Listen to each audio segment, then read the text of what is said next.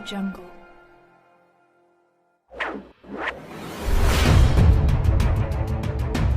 China's military provokes its neighbors, but the message is for the United States.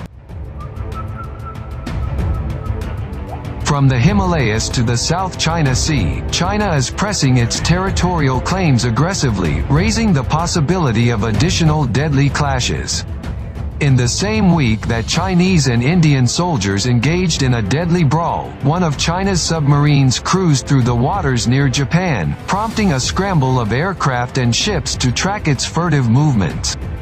Chinese fighter jets and at least one bomber buzzed Taiwan's territorial airspace almost daily. With the world distracted by the coronavirus pandemic, China's military has encroached upon its neighbors' territories on several fronts throughout the spring and now into summer, flexing its military might in ways that have raised alarms across Asia and in Washington.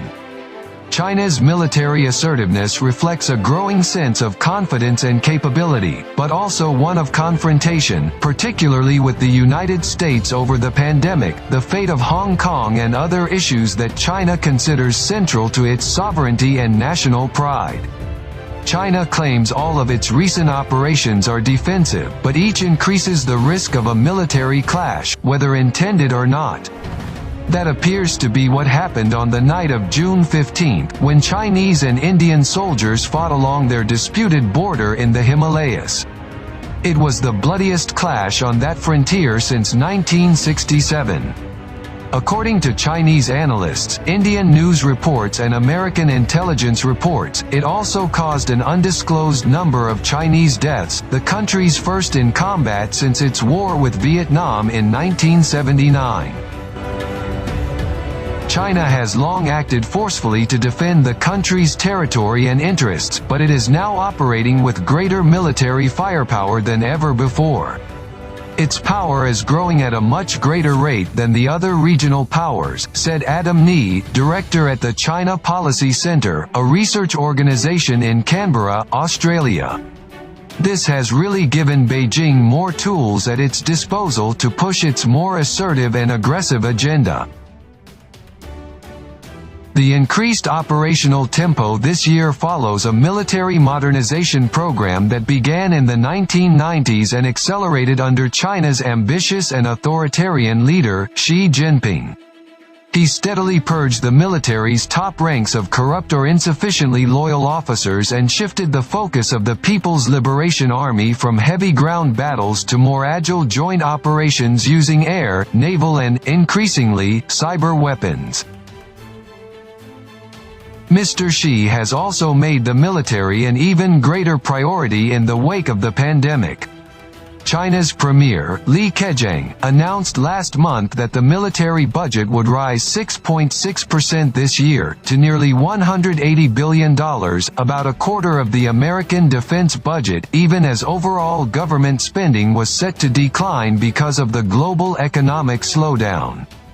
At the National People's Congress, Mr. Xi noted the role the military played in Wuhan, where the outbreak began in China, and warned that the pandemic posed challenges to national security. The country, he said, should step up preparations for military struggles, flexibly carry out actual military training, and comprehensively improve our military's ability to carry out military missions. China's military is widely thought to remain far behind American armed forces, but it has caught up in some areas, including the expansion of its naval power and the deployment of anti-ship and anti-aircraft missiles. By the end of last year, China was believed to have at least 335 warships, more than the United States, which has 285, according to a report last month by the Congressional Research Service in Washington.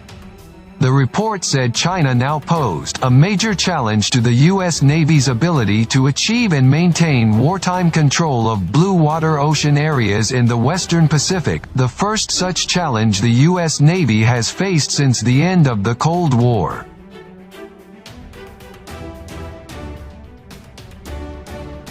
The United States, too, has stepped up its military activity in the region. It has sent American warships through the South China Sea and stepped up support for Taiwan and its military, issues that came up this month when Secretary of State Mike Pompeo met China's top diplomat Yang Jiechi in Hawaii.